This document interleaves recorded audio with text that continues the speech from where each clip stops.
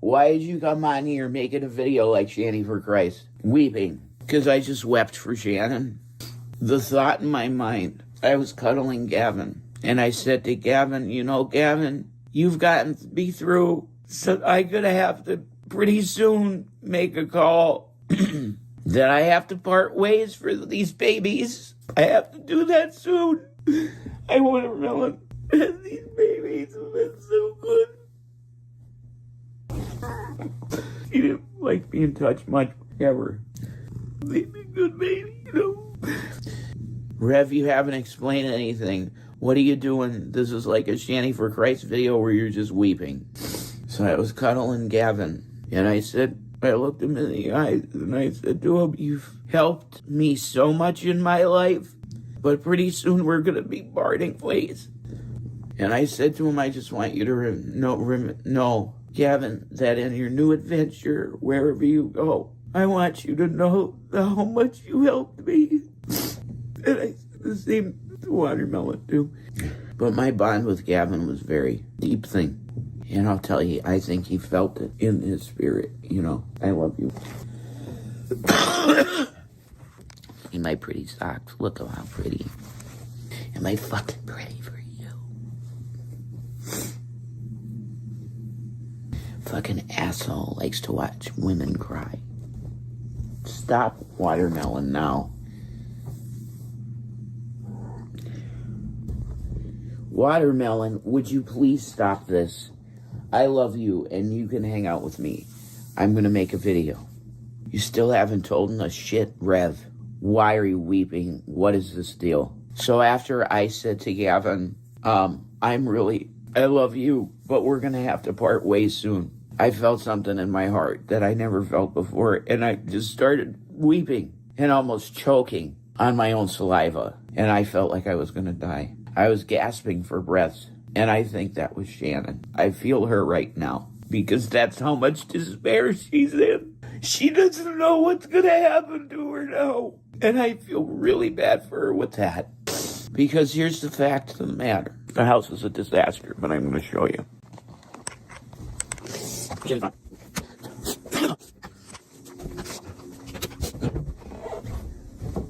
Shanny's gone.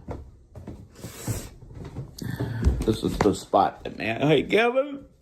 I love you. You want food?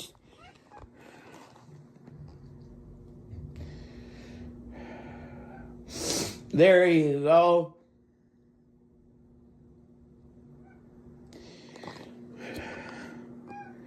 There you go. There's Ronnie. He's got her stuffed in one box. Okay, Shanny's not here. I want you to see that Shanny's not here. Okay?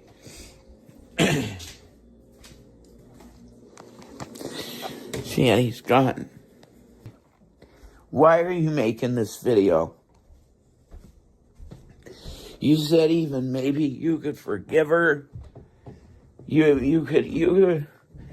No, I don't mean this in the way that you think I mean it. Okay. Okay, boys. Oh my God, yeah. Okay.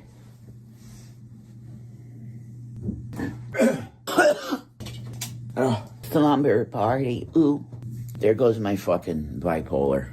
Rev, is she really gone? Yeah. Rev, you gotta tell me what happened. Okay. If I had makeup on, it would have smudged all over my face, and I would have looked tragically pretty. My name is Peter Steele. I'm the bassist and vocalist for Type O Negative. Rev, fuck you. I'm not gonna watch your video. Why? You put on for 10 minutes and said absolutely nothing, except a few things interesting. Rev, is Shanny really gone? Yes, she is. Rev, you gotta stop this bullshit and tell us now what happened. I will. So today and the previous days, we'll say 3 days, have been the deciding factor in the way that this ended. There's a chain of events that led to this last event of where I am. Where the bullshit's over. How did I get there? That the bullshit down there is over and I don't have to worry about pissing someone off. That's right down there. What led to the chief of police having me right here with two people on the phone and explain to me like a father figure, look, you're drinking beer. Look at this room. It's in disorder. I see you don't do any rugs. That's good. You're not on rugs. I can see that you don't have any illegal, weird weapons. That's great. But I'm going to tell you that drinking cola like this and drinking a beer like this is not good for your life. And you probably need to clean yourself up. And I said, you know what? You're probably right. And he looks at me, and it was the chief of police, my mom's best friend's son. And he looked at me, and he said it in a whisper because he didn't want to piss off her down there. He said, you got to talk to your uncle. Because I have. This is the chief talking to me. I've talked to your uncle at length about this now. And he didn't know how bad this was. But I let him know how bad it is. He was here for a while with another great officer. And they eventually left. But he said in a hushed voice to me, "You're out," the chief of police.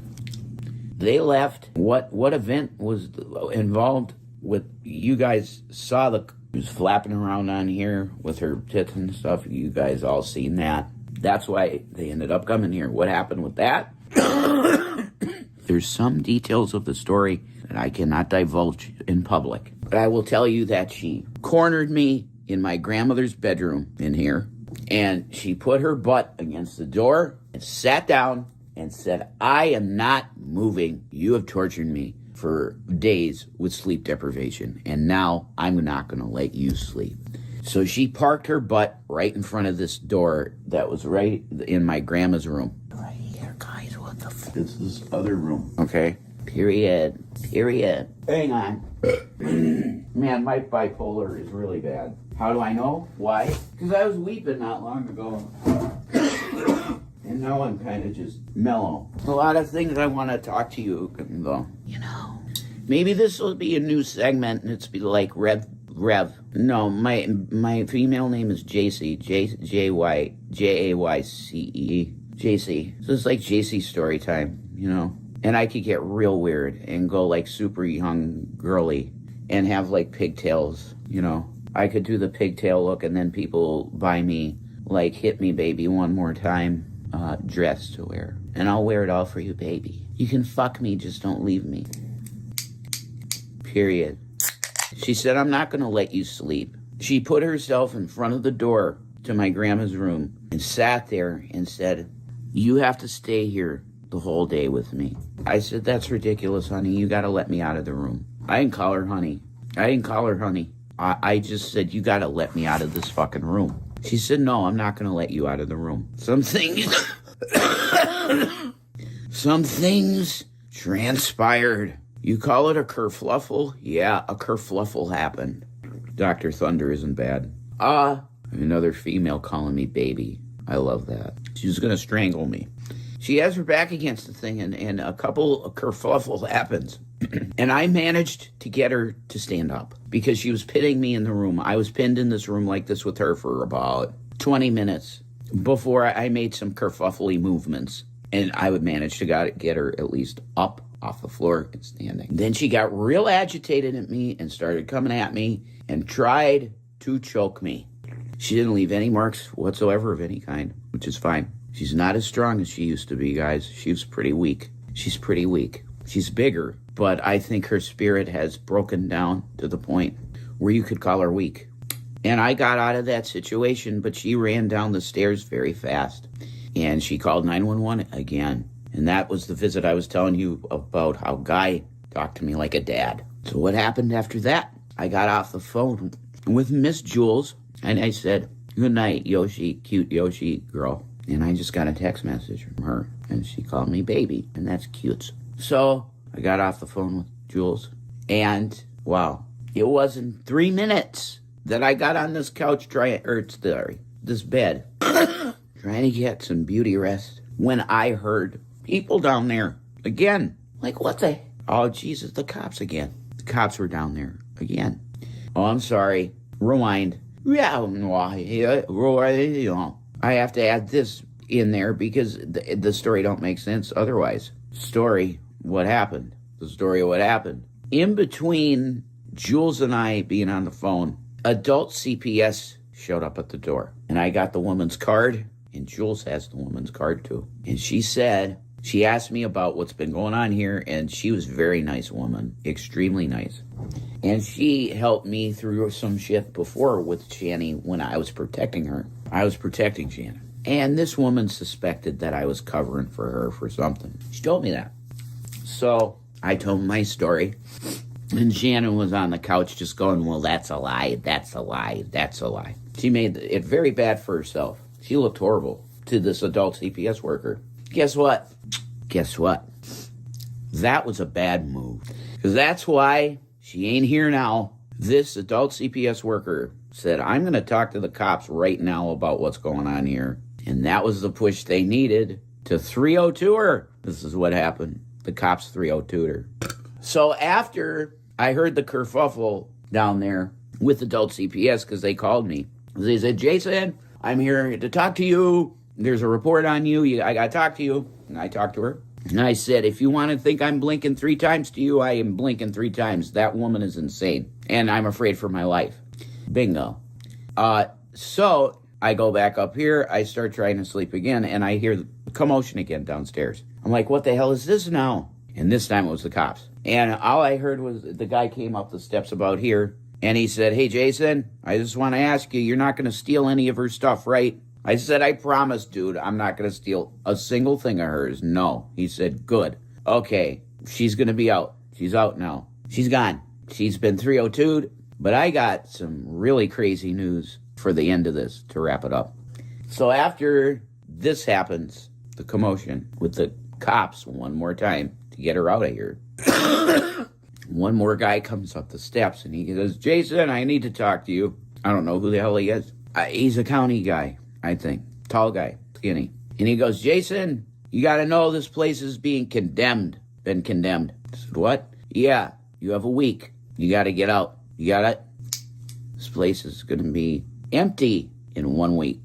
And she is gone. There's no chance of her coming back here whatsoever. So I was weeping and choking on my own tears.